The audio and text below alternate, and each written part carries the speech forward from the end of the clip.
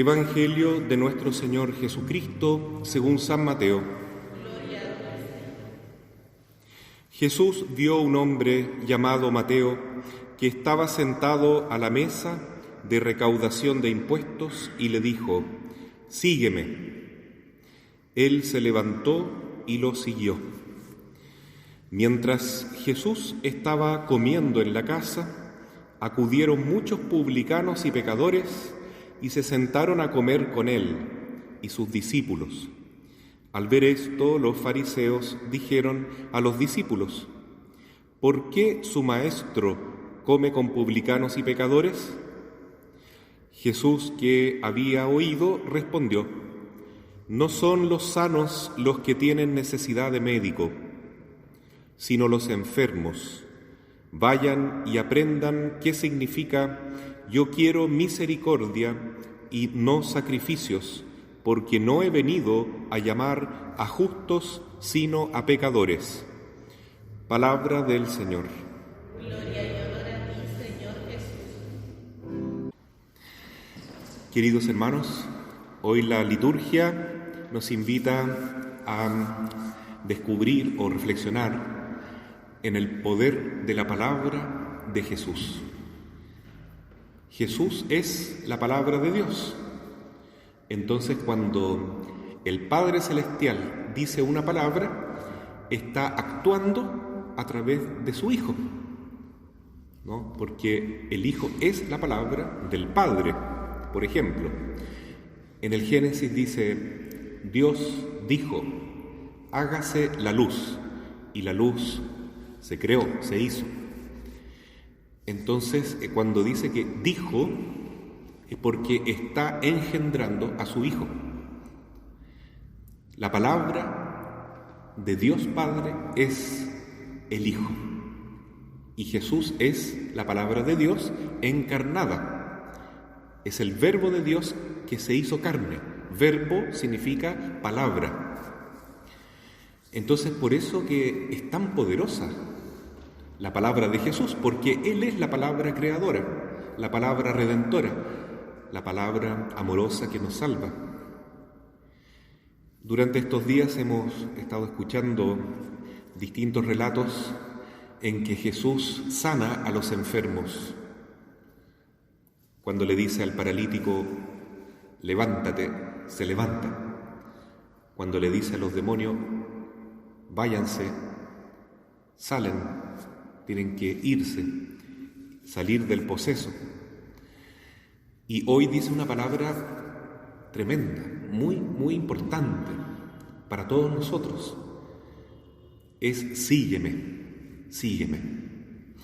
Y justamente se trata del llamado a Mateo, el cobrador de impuestos.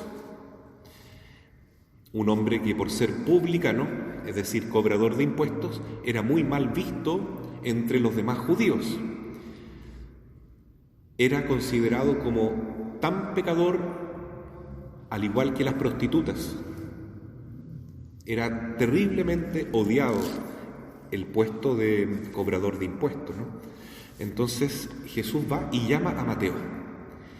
Cuando le dice: sígueme, él deja la mesa con las monedas y con todas cuentas y se va con Jesús, indicando que para él quien lo está llamando no es cualquier persona, es Dios, es el Hijo de Dios. Seguramente lo miró y lo observó en el alma y lo dejó entonces tan marcado a Mateo que se dio cuenta que estaba delante de Dios, del Hijo de Dios. Y cuando él le dice: sígueme, entonces realmente para Mateo le cambió la vida. A partir de ese momento, él ya no es más un cobrador de impuestos, es un discípulo de Jesús. Y estaba tan contento Mateo que organizó una comida e invitó a sus amigos. ¿Y quién más iba a ser amigo del pobre Mateo sino otros cobradores de impuestos? Entonces Jesús fue y ningún problema, cenó con todos ellos. Y comenzaron inmediatamente los comentarios. Las murmuraciones, miren este Jesús que se cree, come con publicanos, se junta con las prostitutas, es realmente un hombre malo, dime con quién andas, te diré quién eres. Comparte solo con los pecadores. ¿Qué clase de maestro es? Toda esa cosa tan maligna, ¿no?, que está siempre muy a flor de piel en nuestra mente, de hablar mal de los demás, de pensar mal del prójimo. Y Jesús da una gran lección, dice, no son los sanos los que necesitan de médico. Yo he venido a buscar a los pecadores, no a los que se creen justos. Solamente con esa sabiduría divina podría haber respondido también Jesús. Entre paréntesis, también nosotros estamos acá porque somos pecadores.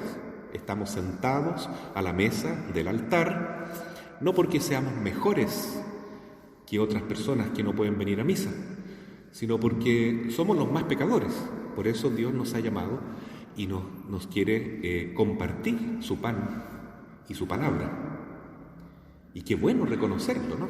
No es bueno ser pecador, el pecado nos hace mal, pero sí es muy bueno reconocerme pecador, arrepentirme y descubrir que hay un médico que me puede sanar esta enfermedad, que hay un Salvador que me puede perdonar mis pecados, que no siente asco de la lepra que hay en mí, que hay en cada uno.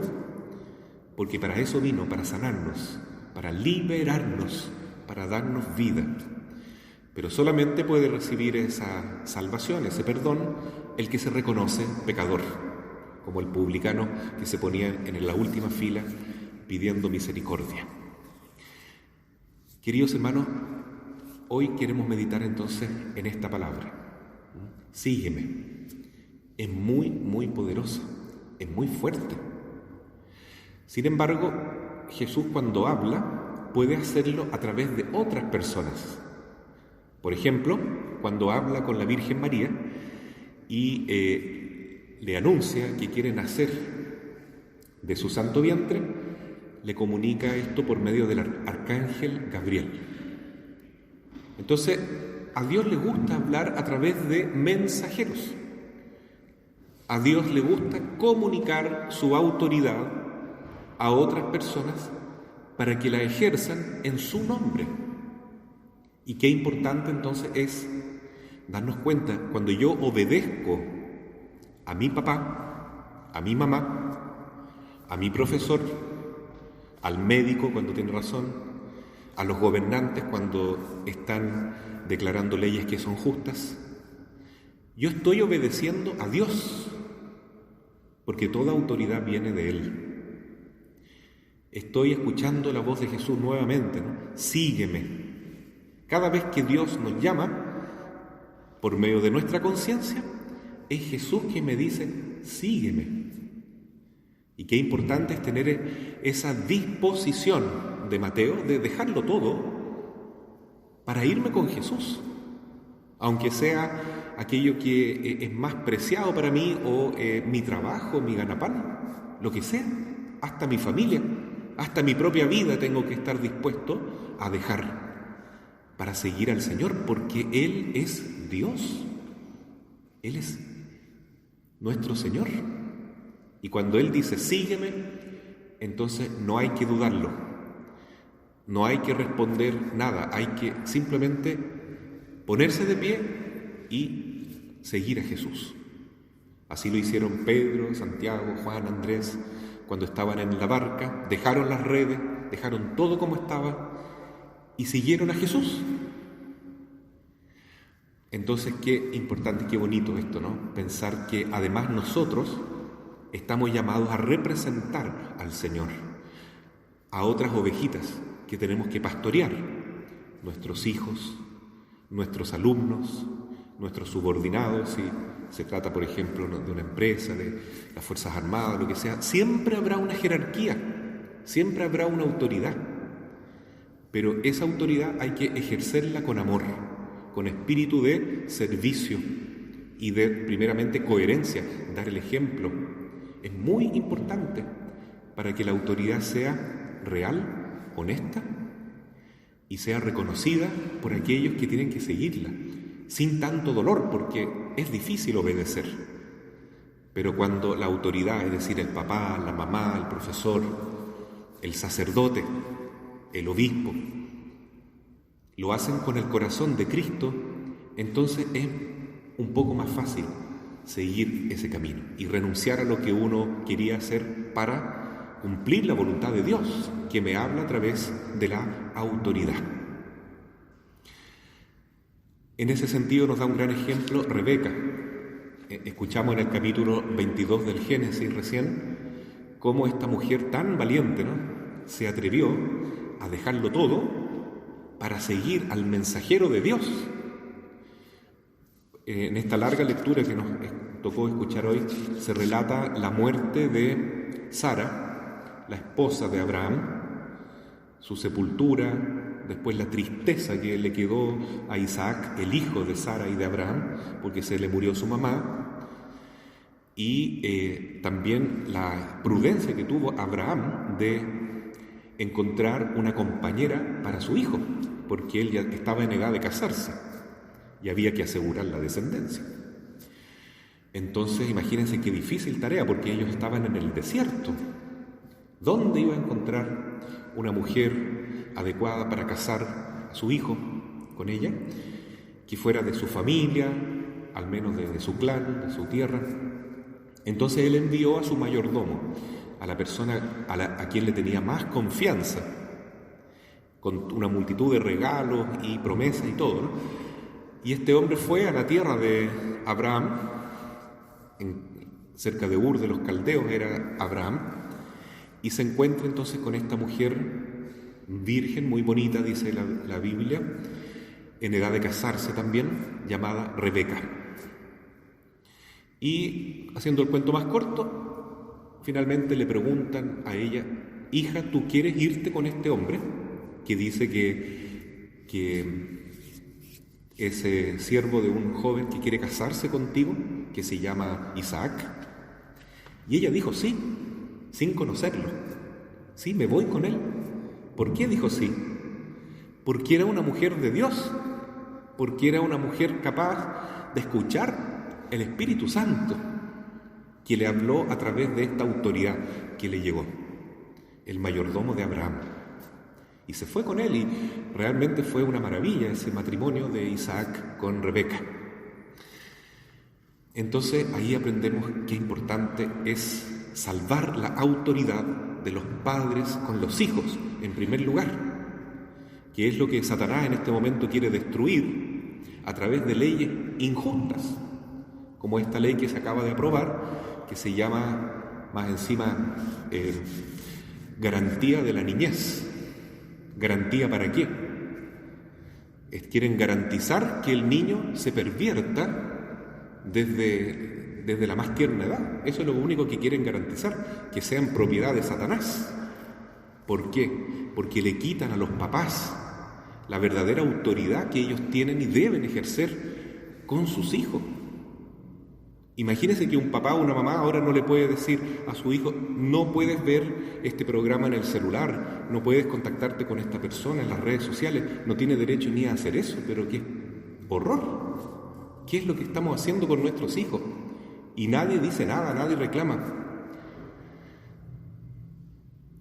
Es la obra de Satanás, hermano, que quiere quitarle la autoridad a los papás para que no eduquen bien a sus hijos. Porque lo que quiere hacer el diablo precisamente es destruir la familia, crear odio, crear división. Y se habla de autonomía progresiva en los niños y en los jóvenes, para que no obedezcan a sus papás y hagan lo que quieran, y hagan lo que el Estado quiere adoctrinar en ellos. Ideología de género, ideologías políticas de todo tipo, que no vienen de Dios, ciertamente.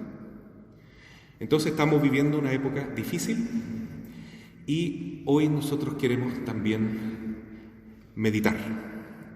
¿Cuál es la palabra que voy a escuchar? El sígueme de Jesús.